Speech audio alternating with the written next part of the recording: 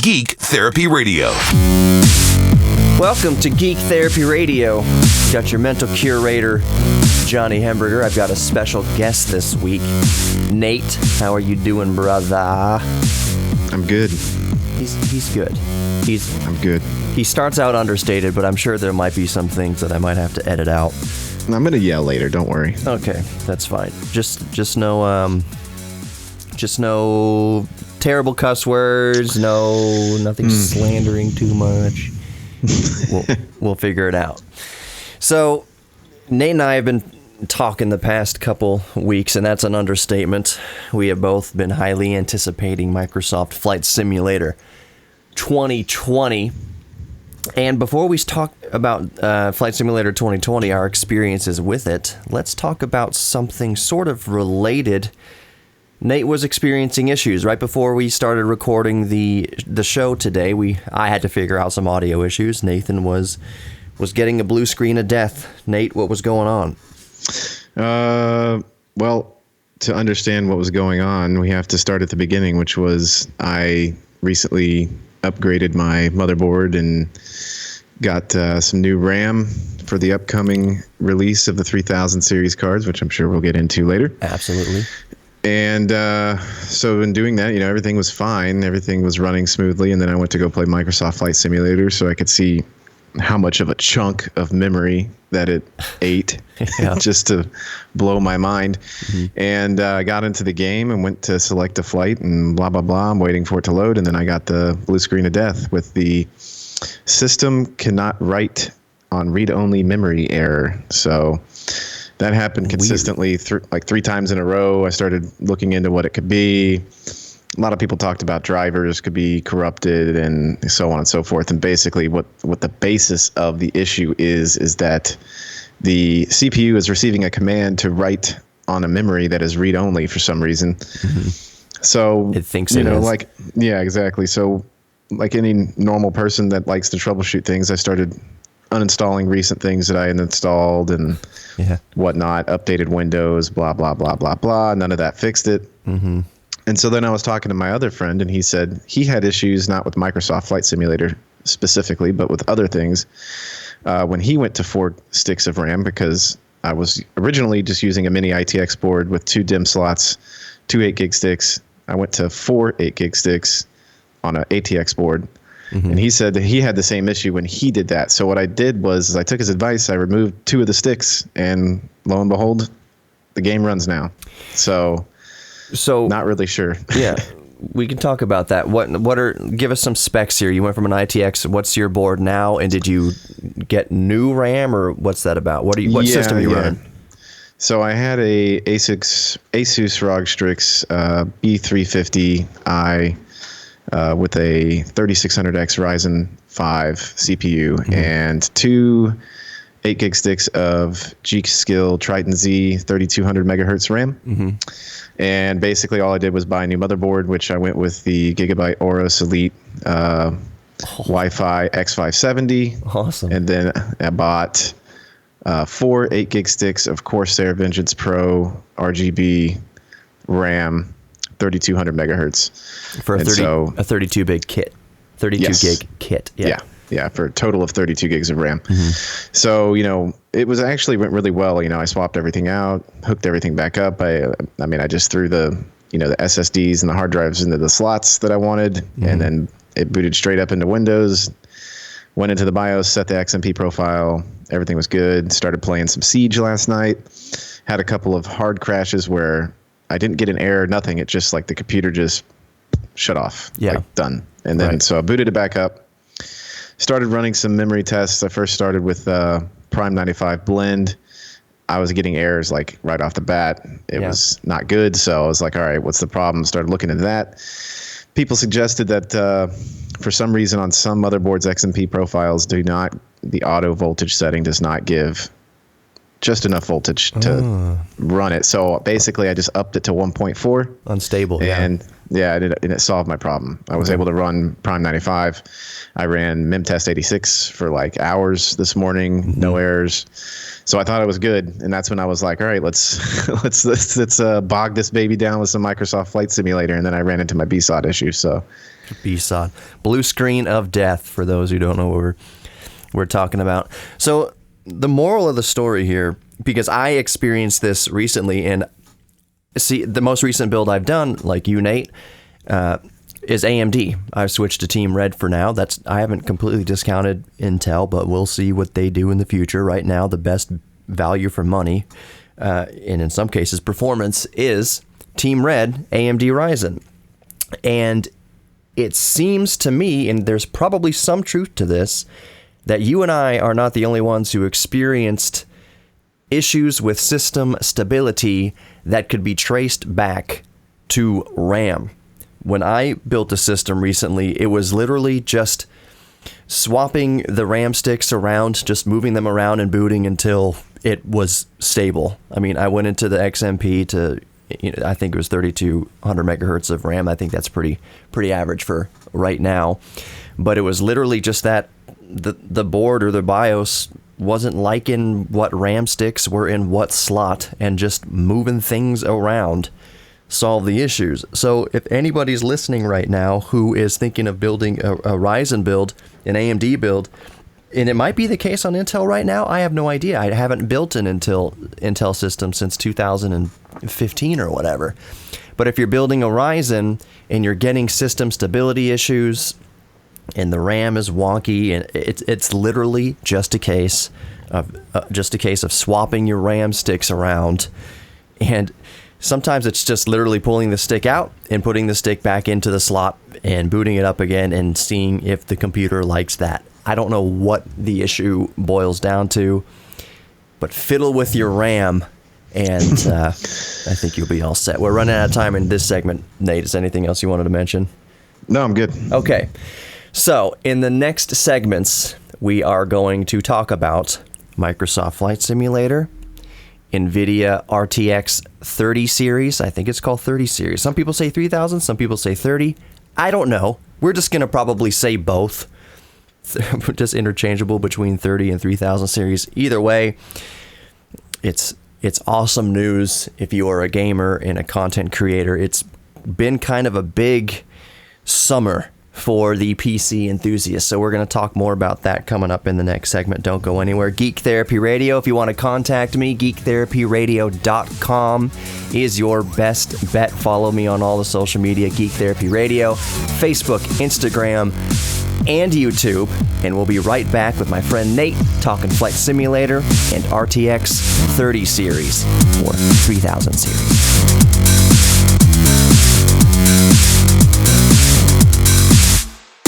Welcome back to Geek Therapy Radio. I've got your mental curator, Johnny Hamburger, here with one of my best friends in the entire world, Nate, who's been on the show before, but I think that last time you were on, maybe it was a year and a half ago, I think we were 6 or 7 deep on your patio.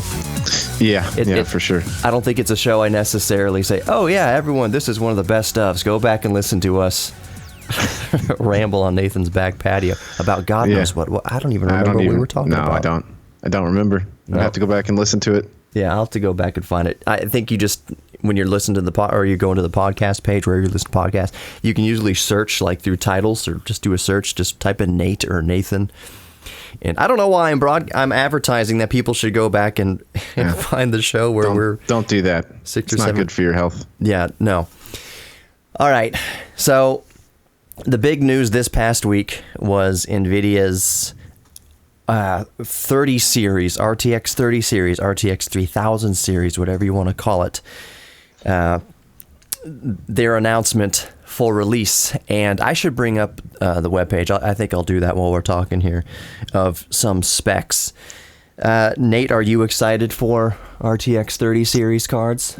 Yeah, I don't know anybody that isn't. I mean, I watched the live Twitch pre-recorded Nvidia reveal. I think it was on Tuesday when they were releasing it, and he pulled Jensen pulled the graphics cards out of the oven. Yeah. But I think the moment that really just blew me away, well, it's two moments, I guess, was one was when they announced the price for the 3080. I mean, I was fully anticipating having to shell out close to $1,200, much like the 2000 series. Yeah. For the flagship, quote unquote, graphics card. And when the price was $699, I just couldn't believe it. But really, the moment that really blew me away, though, was when they were, obviously the 3090 is basically this iteration's, architecture's Titan card. I mean, that's what it is. It's a Titan. Yeah. Yeah, but they're calling it a 3090. But when they showed how many CUDA cores this thing has, over 10,000 CUDA cores. Yeah. It's ridiculous. Sat there. I said, you're going to have to bleep this, but I sat there and looked at it and said, holy shit. Yes, I will definitely bleep that. The 3090, I believe, is to replace the Titan series. It's priced similar to what Titan. It's priced $1,000 less. Yeah. They're only asking $14.99 for this card, and Titan X was $24.99. Yeah. So it's kind of crazy. It is really crazy. Price and speculation about price was one of the most speculative. That's a weird sentence to say, but Nvidia has surprised us here with their pricing on their new cards. I don't think anybody would argue that. I've hear tell through the grapevine, just some conspiracy theories here. And let's talk about the 3090 specs real quick before I get onto the conspiracy theory of it all. RTX 3090, 10,496 CUDA cores. Memory, 24 gigabytes of GDDR6X memory. The memory interface is 384-bit. Remember when the bit wars between 18 and 16? Yeah. Yeah. Boost clock, 1.7 gigahertz. The graphics card power is 350 watts. And we'll talk about all this stuff. Especially, I want to talk about the power consumption of it's hungry. Of the cards. But let's talk about price. And just a quick conspiracy theory here that with the upcoming release of the next generation of consoles, so the PlayStation 5 and Xbox Series X, I know with the PlayStation 5, Sony is saying that this is faster than any PC out there, especially the memory transfer and all of that. These next generation of consoles, without a doubt, are going to be staggering in their performance. It's a generational leap from PlayStation 4 to PlayStation 5, generational leap from Xbox One to Xbox Series X. Like it's a huge generational leap. So I think Nvidia, they are claiming, and I haven't seen too many benchmarks yet, but I have no real doubts here, that's going to be a generational leap from 20 series or 2000 series to RTX 30 series or 3000 series. And the reason why they priced their cards so decently and fairly and lower than people were expecting was to once again jump out ahead of the console game. PC gamers, as you know, PC Master Race, we always pride ourselves on being way ahead of whatever current console hardware horsepower is available. It all makes sense because consoles aren't modular. PCs are modular. You can upgrade. So that's one conspiracy theory, that Nvidia has released these cards at the price they are releasing them at, so that PCs can stay on top of the game. Do you think there's any sort of merit to that theory? Yeah, I mean, I think there's definitely marketing strategy behind, what they did. If you look at what they did with, Turing, they priced it. They got really aggressive with pricing. I mean, it was the most expensive line of cards that they'd ever come out with. Right. And honestly, they even admitted that their sales were kind of down compared to Pascal. A lot of people didn't see the value, and me personally, I'm one of those people. I had a 1080 Ti, and when I saw the 2080 Ti specs and the price, I was like, meh, I'll wait for 3000. Yeah. And I'm glad I did. Yep. Really glad I did. I mean, I feel bad for these kids who just bought a 2080 Ti less than six months ago. Have you been seeing on eBay that people are selling their 2080 Ti's for like ridiculous prices? Like, here's one that sold for $250. Yeah. That's crazy. So Yeah, I think there was definitely marketing strategy involved when it comes to the consoles, but also I think that they knew what they had. Nvidia knew what they had with this Ampere. I don't know why I struggled to remember that. Yep. They knew what they had with Ampere, so I think they really wanted to take it to AMD as well with their new big Navi coming out. And they knew if they were going to come out with it sooner than them, and they hit them where it hurt when it came to the price, as opposed to how they did it last time, they were going to hit a home run and just, I could be wrong. I'm going to wait to see what AMD does with their GPUs when they come out. I mean, I'm not going to wait to go purchase my own 3080. Yeah. I'm still going to go get my own when it releases, hopefully, if I can get one. Yeah. But I would say that, this is just going to crush AMD's GPU line. Because the last time, I mean, if you're familiar, I think it's the 5700 XT was the big bad boy for AMD. And it basically was right on par with the 1080 Ti, but it came 3 years later. Yeah. We'll see. So we're approaching the end of the segment here. We'll see how AMD responds to this release from Nvidia. At the end of the day, we win. The consumer wins, the PC gamer wins, the PC enthusiast wins. Like you said, we'll see what AMD does if they can compete with Nvidia's 30 series. Something tells me that they might get close, at least get close. But the kicker is if the pricing's better. So if it's 95% or 90% as good as what Nvidia's offering, but it's $200 cheaper, $150 cheaper. That's a really good value for money.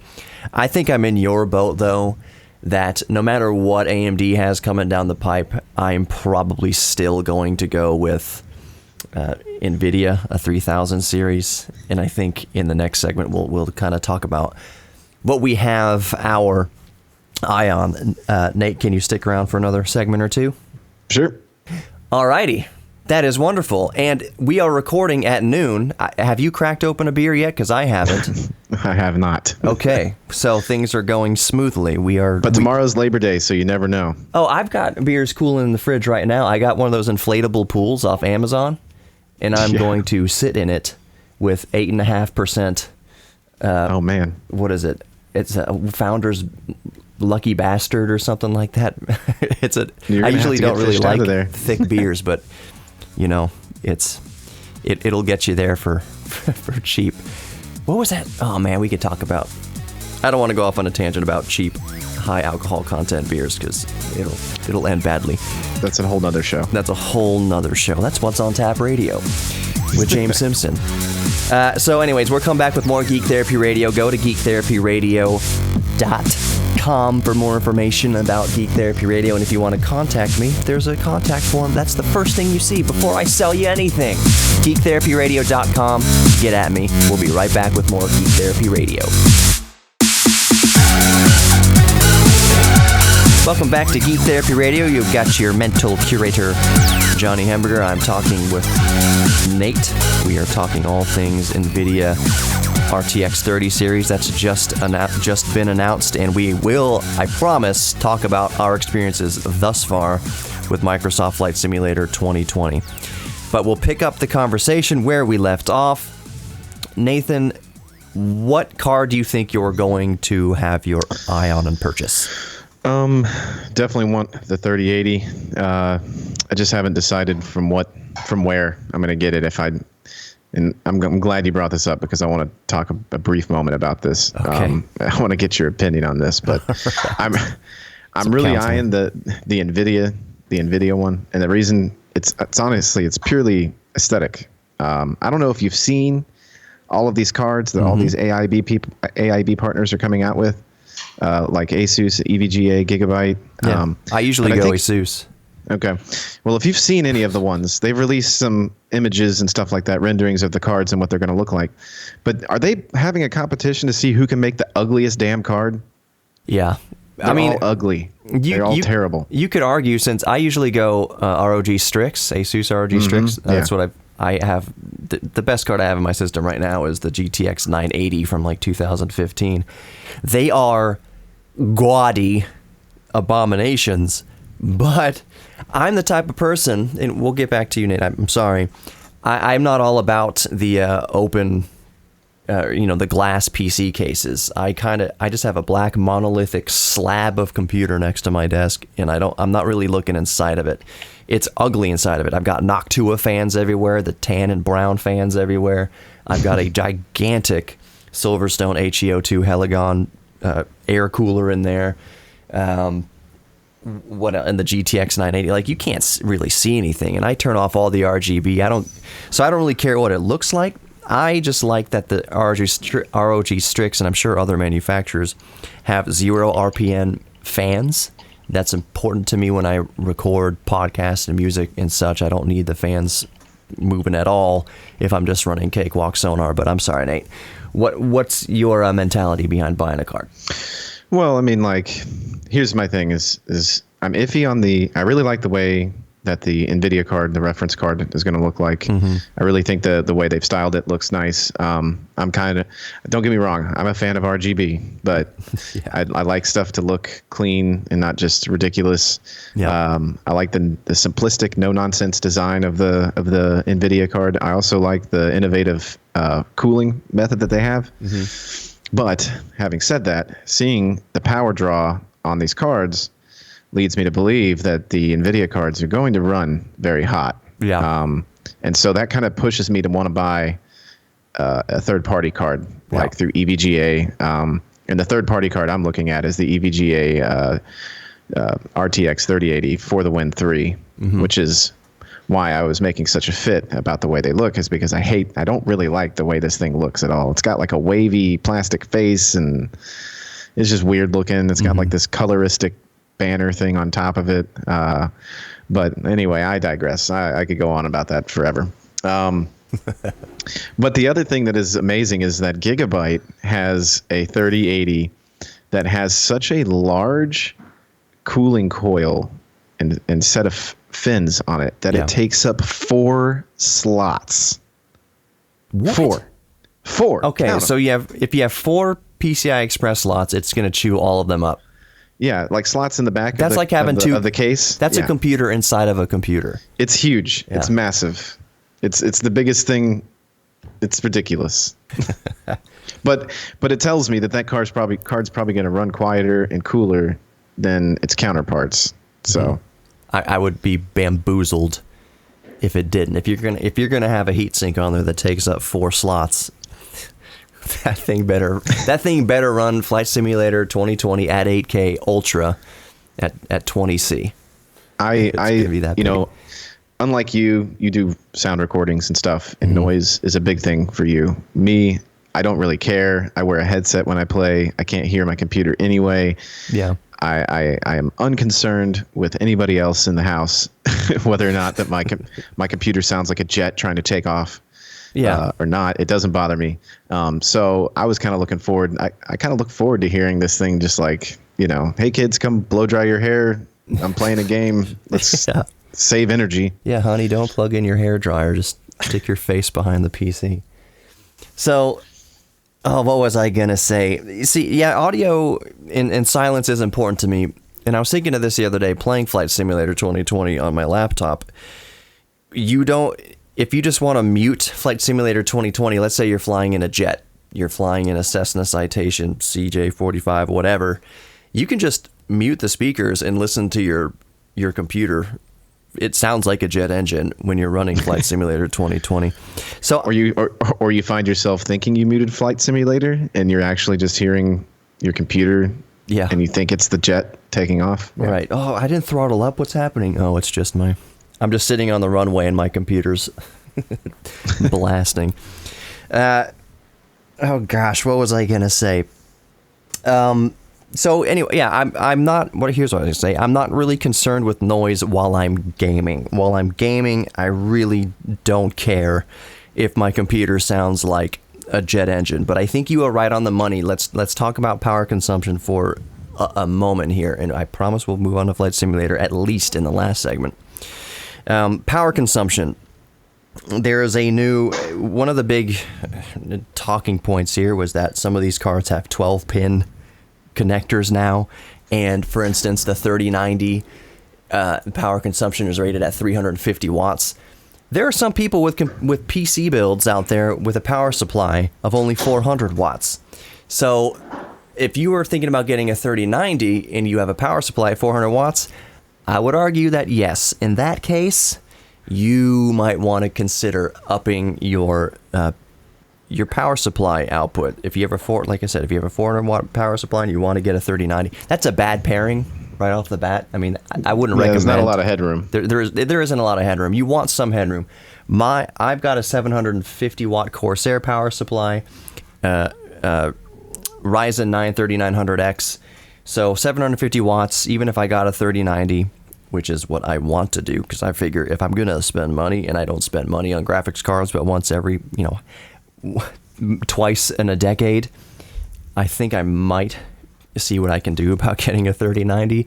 But if you have a decent power supply already, there's no sense. You don't need to go out there and buy a 1500 watt power supply or even a 1000 watt power supply. You'll be okay. 350 is, it's insane. It is a lot.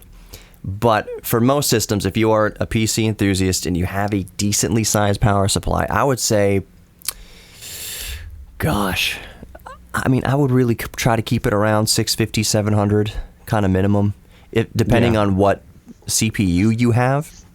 If you're running a Ryzen 5 or even a Ryzen 7, I'd say you could get away with even a 600 watt power supply. But I think all I'm getting at here, and we can debate that all day long, all I'm getting at here is that I think most people, the type of person looking at a 3080 and the type of person looking at a 3090 probably has a decent power supply in there. Let's test my theory.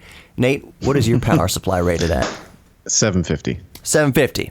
There you go. Because you want the headroom, because you never know what's coming down the pipe. I'm also running an all-in-one cooler, CPU cooler, water cooler. So, I went with the 750 just because I knew at the time, I had a 1080 Ti. That's at the time, a 1080 Ti was very power hungry. So I decided to go 750 just so that I would never have to really worry about, upping my power supply down the road. Because I know that as things progress, GPUs get more power efficient.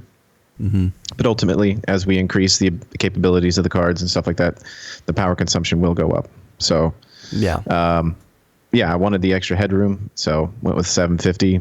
I think I have a Thermal Take power supply, 750, gold rated. Okay. So, gold rated, nice. What is gold? Should be good. Is gold rated 80% or 90% efficiency? 80, I think, 85. But I could be wrong. It's a good, and that's a good bit of advice. It's gold. It's a good bit of advice for anybody wanting a power supply. Don't cheap out on power supplies. Don't go to Micro Center and buy a $30 power supply that's 700. You're gonna pay for it one way or the other. Really, your system's just gonna shut down. It's not gonna blue screen to death. It can blue screen to death, but it can just straight up just not work. You just have a black computer screen. What the heck happened? Oh, I cheaped out on the power supply. Don't be getting all these powerful parts. Don't go out there and spend $700 on an RTX 3080 and then hook it up to a $30 power supply. You're not going to have a good time. You want a good foundation for your system, and the power supply is the foundation for your system. It's like nice filtered water. You want a nice Brita filter for all the electricity. You want it stable and nice and smooth power delivery everywhere. $30 power supply, you are risking it. Nate, can you stick around for one more segment? Let's talk about Flight Simulator. Absolutely. All right. More Geek Therapy Radio coming up. Don't go anywhere. GeekTherapyRadio.com for all things Geek Therapy Radio, and a way to contact me instantly. GeekTherapyRadio.com. We'll be right back with more. Let's talk Flight Simulator with Nate. Don't go anywhere.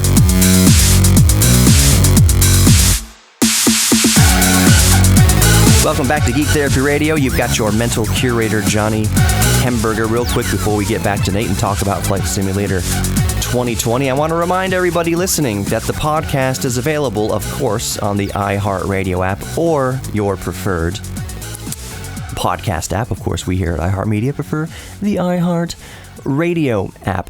So why should you subscribe to Geek Therapy Radio podcast? Do you think I already listened to it on the radio? Well, If you missed the radio broadcast, of course it is available on the podcast, but I release podcasts at least 3 more days a week. So there are at least 3 to 5 podcasts per week on the Geek Therapy Radio podcast, in addition to this broadcast. So there is so much more content. I'm able to get into subjects a lot deeper. There's no time constraints with segments. I can go off on all sorts of wild, geeky rabbit trails. There's a ton more content in the Geek Therapy Radio podcast, so grab it in your favorite podcast player. Of course, we prefer the iHeartRadio app. Also, the socials and the YouTube mainly. Geek Therapy Radio on YouTube. I release a lot of fun videos on there, romanticizing PDAs from the late 1990s, going over my 1983 DeLorean, talking about all sorts of stuff, building PCs. I did a recent video about the Q6600. PC geeks, remember? The Q6600. There's some of us out here still using the Q6600. What did I say? Yeah, Q6600. And I've got a system built, Q6600, Intel Core 2 Quad, with a 750 Ti. What am I doing with that? Well, Geek Therapy Radio on YouTube, and you can find out what I'm doing with that. Nate, real quick, before we dive in, do you have a Twitch or anything you want to plug? No, I'm good. No Twitch. Yeah, you don't want a bunch of fans and followers and people knocking at your door. Yeah, I don't really stream anymore, honestly. I kind of just was like, whatever. Well, no one wants to watch me suck. I think people subscribe to Twitch streamers. I don't think maybe it's entirely dependent on how well they play the game. I mean, some of it is that for sure. And then there's some wacky people that... There's people that are terrible at games, but their personality draws them in.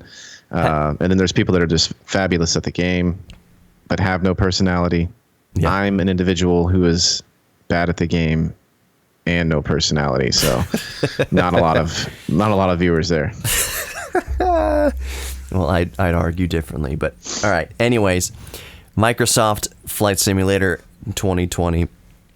Where to even begin? What was your experience downloading and installing the game? You ever had a root canal? Yeah, I did have, actually. Man. So okay. I'm sure anybody that's downloaded the game could say that probably the worst part of it was just the download. It took forever. It was clunky. You had to sit there and listen to the friggin' Microsoft Flight Simulator music on repeat for 6 hours while it's very soothing. It was downloading. Soothing music, but for 6 hours. See, the issue isn't that it was so much that it was a 90 gig initial download. It was that it was broken. And so many people, including myself, had to constantly restart it and hope and cross their fingers and pray that it would download an extra 100 kilobytes before it crashed again. It was a freaking nightmare, and my suspicions were confirmed. I theorized on the podcast that one of the main reasons why it was so clunky and horrible of a download and install process had to be that even though it was mighty Microsoft, that there's gotta be well over 1 million, if not millions of people around the world trying to download one of the most hyped games of all time at the same time. And that is confirmed. With the first week alone, I forget the exact numbers, but it was well over 1 million. It was like launch day, well over 1 million people were trying to download a 90 gigabyte file at the same time. And Microsoft servers are just like, not even we know what to do with all this traffic. So I would imagine, I haven't tried it recently, but as the further we get away from launch date, the easier the install process is going to be. That's not an isolated scenario to Microsoft Flight Simulator. Other popular games, on Steam and such, have had launch day issues even with downloading. But let's talk about, aside from the installation woes, let's talk about glitches in general. I don't think your experience will be unique, but what kind of glitches were you experiencing once you actually were able to fly the game? What would happen? So one crazy glitch is like literally you can't fly under any bridges. I don't know if this has been remedied or not, but I flew underneath the Golden Gate Bridge, had plenty of clearance both above me and the ground, and it acted as if I just flew straight into it. Other times, I think I flew underneath the Brooklyn Bridge. That one I flew under. It let me fly under, but it acted like like I hit something and caused me to get a dead stick, and my engine just died and couldn't start it back up. So I had to glide it into a building. Unfortunately, my best option was just to glide it into. Well, there was nowhere else to go. I was already heading towards downtown Manhattan, and then so. But I think it's the thing just with the game right now. I know that the way that it renders the surrounding world is through the Bing Maps.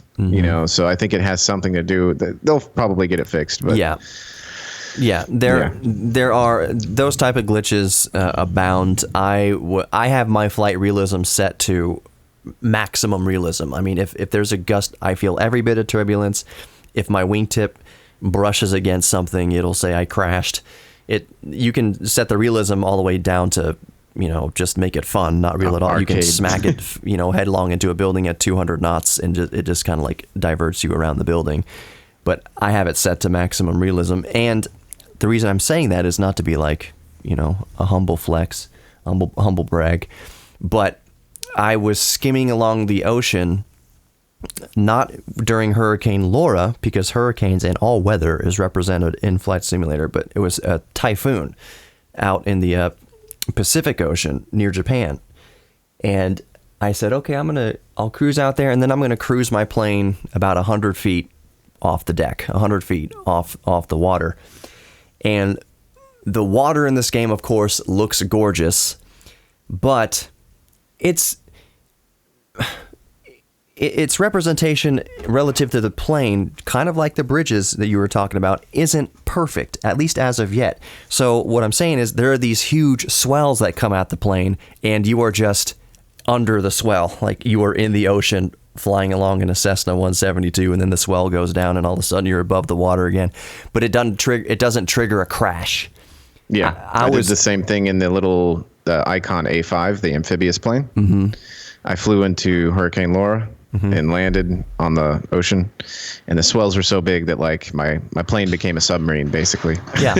So there's a ton of little glitches like that. Has other than today when you're figuring out your RAM issues, have you been having a lot of crashes just flying along for like 30 minutes or an hour at a time, and all of a sudden you're on your desktop?